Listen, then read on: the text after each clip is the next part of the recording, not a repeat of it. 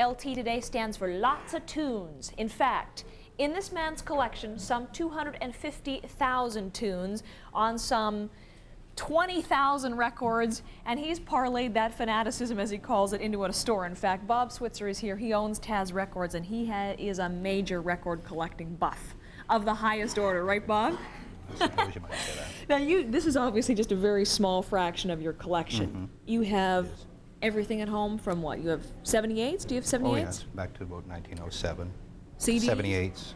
There's a few CDs. Yes. But you're of the old style. I'm just not saying how many, but there's a few CDs. There's far more records than anything. 78s and 45s and albums, yeah. Well, now let me ask about collections, and then we're going to look at some of your things. But I mean, CDs are the things that people are using these days. But there is still a real market for people to collect records. Yes, we're selling as many records in my store as what we are CDs. Is that right? Oh yeah, People sometimes still like twice as many. Really? Yes. Well, show us some of the ones that you brought in. You have a fascinating collection, but some of these have some interesting stories behind them. Yes, they do actually. First of all, I'll take an example of this, for instance, is a reissue of a record that's about $3,000 at the moment.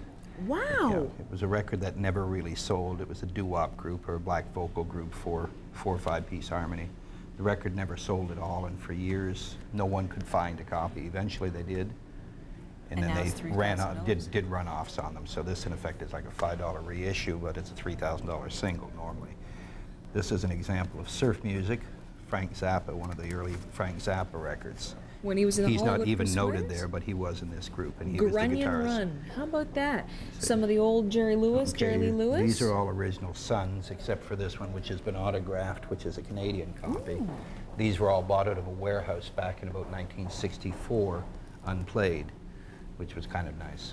Is that what you should look for if somebody's getting into record collecting? When you buy, you want obviously mint condition, or as close to that as possible. Well, the first thing I'd say is don't even bother to get into it unless you recognize what you may be dealing with money-wise. The kind of money that you're likely going to have to put out on some things to find them in this kind of shape. Thousands of dollars? No, there's nothing here that's in that range, but for instance, there are quite a number of $100, $150 singles. Really? And some things, if you want to get into them, you may as well recognize that right off the bat. For instance, this is an original picture disc from the mid-1940s, okay? It's flexible, you can pick it up, bend it back and forth, and they would have shipped it out specifically in this envelope, and one it would have got there in one piece. Like that. Okay, that has never had a needle on it. Is that and the that's thing? You don't want to $150. play any of these, obviously. Oh, no.